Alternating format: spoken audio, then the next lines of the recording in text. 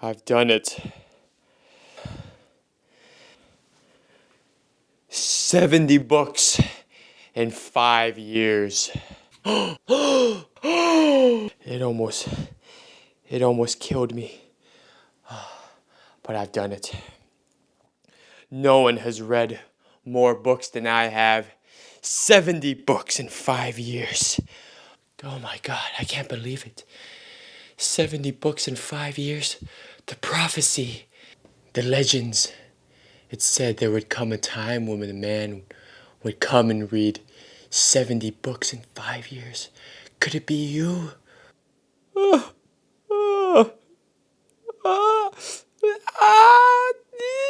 70 books in 5 years? Sir, how did you do it?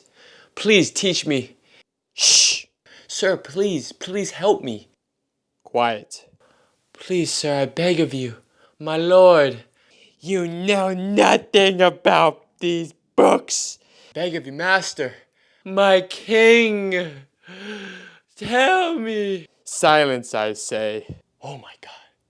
I am the lord, the duke, the champion, the king, the wizard, the brainiac, the smartest man alive. I have read 70 books in 5 years and you guys are scum. I'm so smart. I'm way smarter than you because I've read 70 books in 5 years.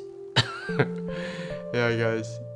In this video, I'm going to be talking about my experience reading 70 books in 5 years and 5 ways that I believe that I've changed. And in no way do I think that, 70 books in 5 years is really not that much. Some people read, 100 books in a year, 200 books in a year, so 70 books is really not that much. So the first thing that's happened to me is I've changed, but I've changed in very subtle ways. I wish I could tell you that, man, I feel so much smarter. I feel like I have a big, giant, brainiac wizard brain where I can spew facts. You guys ever watch that movie Limitless where he can like I wish I could tell you guys that I feel like a completely smarter person. But really, I don't feel all that different than I did 5 years ago. But I still have changed. My principles, my character, subtle actions, it's very subtle.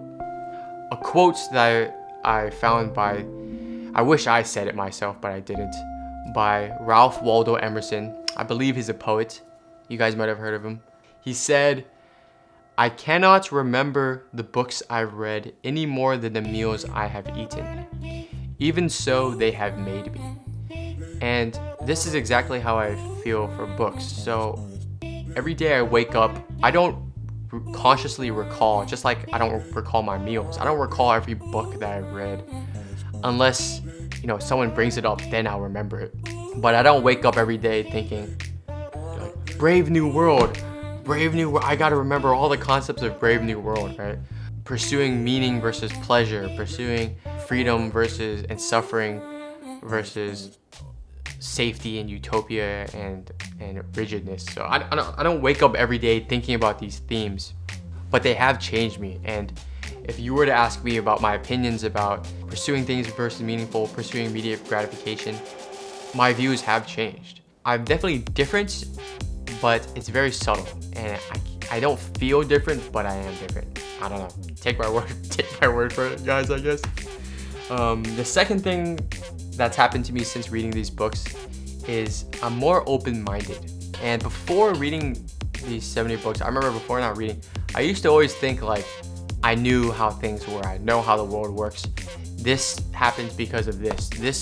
These people are this way. You should do this if you want to do this, right? I was always fixed. I had a closed mind. I believe I knew how it all worked. After reading these 70 books, my perspective is a lot more open-minded, and I'm no longer sure about if what I believe is true or what I believe is the correct way, because my view is only one perspective in one culture, in one time zone, with one person's brain, one person's experience. Right? If I was reading, for example, Man's Search for Meaning by Viktor Frankl, really good book, or Autobiography of Malcolm X, really good book, or all these other books, it really shows that there's different ways of viewing the world, different ways of understanding things. A lot more likely to like be open to hearing what people have to say, not being so closed-minded. So that was the second thing that happened to me. A third thing that happened to me, guys, I'm more humble. The more I read, the more I realize I don't know. It's kind of funny. It's like every single book I read, even though I'm technically learning more and I'm becoming smarter, I feel less smart because, first of all, these really good books that these authors have written, just realize how brilliant these authors are compared to me. Second thing is, if I've read 70 books, I imagine there's thousands, hundreds of thousands, millions of books out there that I haven't read. And those are only books. What about all the books that aren't read? What about all the books that have been lost in time, past in history? I really don't know anything. You know nothing, Jon Snow. 70 books is nothing compared to like all the wisdom in the world, right? So I realize I'm more humble. I really don't know anything. That's a big ego check. A fourth thing that happened to me, guys, is I've rediscovered my love of books. Or right when I first started reading in 2016, I remember just picking books because I wanted to read. I asked myself, why do people read? Why do I want to read? And I was just picking books because for entertainment, really, to enjoy myself, to pass the time. It made me feel good, made me feel happy to read these books, maybe escape, distract myself, ways of coping, relaxing. So I read a lot of fiction, a lot of stories, and fiction is great, nothing wrong with fiction. Some pop psychology books. But as I started reading more and more, year 3, year 4, year 5, I started honing into my interests, my own niches. I've started really learning what I like to read. And now when I ask myself this question, why do I want to read?